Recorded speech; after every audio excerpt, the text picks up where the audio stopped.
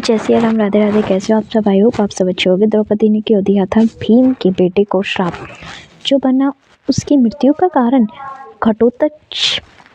घटोत्कच भीम और हिडिंबा के बेटे थे, जिसका कारण महाभारत ग्रंथ में विशालकाय शरीर वाले योद्धा के रूप में मिलता है। एक कथा के अनुसार घटोत्कच को द्रौपदी के एक श्राप का सामना करना पड़ा था, जो उनकी मृत्यु का कारण भी बना।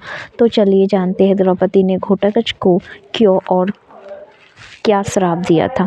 महाभारत की कथा आज भी प्रेरणा का स्रोत बनी हुई है। द्रौपदी महाभारत में मुख्य पात्रों में से एक रही है। कई लोग द्रौपदी द्वारा दुर्योधन का अपमान करने को भी महाभारत का कारण मानते हैं। ऐसे में चलिए जानते हैं कि द्रौपदी ने भीम के पुत्र को ऐसा कौन सा श्राप दिया था जिसके कारण उसे कम उम्र में ही मृत्यु का सामना करना पड़ा।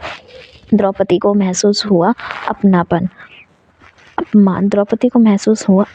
कथा के अनुसार एक बार घटोत्कच को अपने पिता भीम के साथ पांडवों के राज्य देखने आया। हिडिंबा ने घटोत्कच को यह कहकर भेजा था कि तुम द्रौपदी का सम्मान मत करना। अपनी माँ के कहने पर घटोत्कच ने सभी भारी सभा में भी द्रौपदी को कोई सम्मान नहीं दिया, जिस कारण द्रौपदी को अपमान महसूस हुआ। घटोत्कच को दिया हुआ यह श्राप, इससे द्रौपदी बहुत ही क्रोध हो गई और उसने क्रोध में घटोत्कच से कहा कि मैं पांडवों की पत्नी और एक राजा की पुत्री हूँ और मेरा सम्मान इस सभा में कहीं अधिक है। तुमने अपनी राक्षसी माँ के कहने पर मुझे भरी सभा में अपमानित किया है और अब मैं तुम्हें इसका परिणाम झेलना होगा। तब द्रौपदी ने घटोत्कच को यह श्राप दिया कि तुम्हारी कम उम्र में ही मृत्यु हो जाएगी और तुम बिना युद्ध लड़े ही मारे जाओगे। कर्ण ने चलाया अमोघ अस्त्र।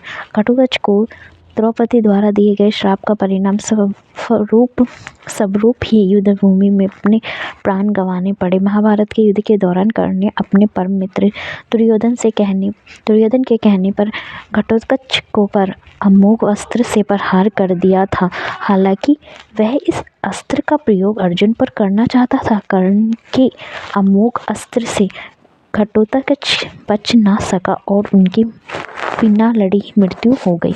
जैसे आप वीडियो अच्छी लगी हो तो प्लीज़ चैनल को लाइक एंड सब्सक्राइब करना ना भूलें। Thank you for watching this video.